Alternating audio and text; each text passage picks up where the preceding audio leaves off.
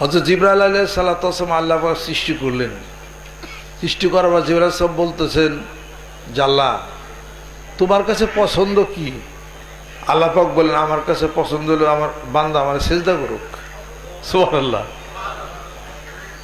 তো সেজদাই যদি পছন্দ হয় তাহলে আমি জিবরাইল তোমারে সেজদা করি। জিবরাইল আলাইহিস সালাম সেজদা করলেন, এক সেজদায় 30,000 বছর।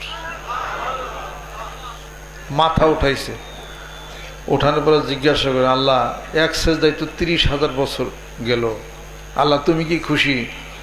আল্লাহ বলেন না। সে আশ্চর্য হয়ে গেল যে আল্লাহ না করতেছেন। আল্লাহ পাক বলেন যে জিবরাইল তুমি এক সেজদায় 30,000 বছর, আমি খুশি না। আরো সে মহল্লার দিকে তাকাইল। জিবরাইল দেখো তো কার নাম? দেখে লা ইলাহা ইল্লাল্লাহ মুহাম্মাদুর রাসূলুল্লাহ। লা ইলাহা ইল্লাল্লাহ মুহাম্মাদুর রাসূলুল্লাহ। আরশের মধ্যে লেখা দেখো জিবরাইল কি লেখা? লা ইলাহা ইল্লাল্লাহ মুহাম্মাদুর রাসূলুল্লাহ। আমার নামের সাথে ওই নামটা কার? আল্লাহ এটা একটা মানুষের নাম, সে আমার বন্ধু হবে।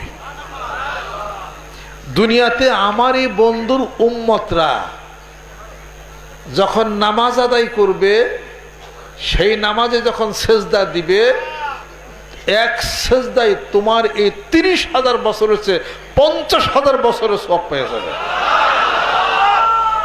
ওই সেজদা আমি আল্লাহর কাছে বেশি ভালো লাগে। সুবহানাল্লাহ। মূল্যটা কি পরিমাণ!